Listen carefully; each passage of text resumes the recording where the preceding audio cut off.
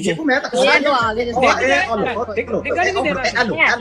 ਇਹ ਬਾਬਾ ਜੀ ਨੇ ਕਿਹੜੇ ਖਾਤੇ 'ਚ ਇਹ ਨਾ ਮਹਿਰਮ ਦਾ ਮੱਥਾ ਚੁੰਮਿਆ ਦੱਸੋ ਜੀ। ਉਹ ਬੰਦਾ ਜਿਹੜੀ ਉਮਰ ਵਿੱਚ ਹੈ ਨਾ, ਤੁਸੀਂ ਵੇਖਿਆ ਕਿ ਜਿਹੜੀਆਂ ਮਾਈਆਂ ਏਜ ਓਵਰ ਹੋ ਜਾਂਦੀਆਂ ਨਾ, ਉਹਨਾਂ ਤੇ ਪਰਦਾ ਵਾਜਬ ਨਹੀਂ ਹੈ, ठीक है। ਉਹ ਸ਼ਾਦੀ ਰੱਬ ਦਾ ਨਾਮ ना अस्तगफिरुल्लाह। इसने 300 शादियां करवाई हैं। अब मुझे बताएं कि कोई वहाँ की लड़की की अगर कोई शादी मतलब है कि शादियों से पहले खुद आदि सुहागरात के मजे खुद ले रहे हैं, तो शादियों के बाद फायदा क्या करने करवाने। ਤੁਹਾਡੇ ਆਪ ਜਨਾब दी ਜ਼ੌजा मोहतरमा या फिर बकवास कर रहे तू। बकवास क्या है इसमें भाई, सुन लें। चलो मैं सवाल मैं तो क्या घर दी गल नहीं करनी, चलो बाहर नहीं करने हैं। तुसी तो ना और ठहर जो आप मुझे एक सादा सवाल का जवाब दें, 2 और जमा 2 कितने होते हैं? खोले माइक बताएं। आप तू अपने मुंह पे कंट्रोल कर। मैं आगे उस बच्ची नु और भाई एक मिनट बच्ची को छाड़ दो, मेरी गल सुनो। 2 और जमा 2 कितने होते हैं आप इतना बता दें शाह साहब। अभी देखिए कोई पर्सनल सवाल नहीं है, अगर आप देंगे जवाब ठीक है, मैं उतार के आपको नीचे फेंक 2 और 4 है। ओके, ये 2 और 2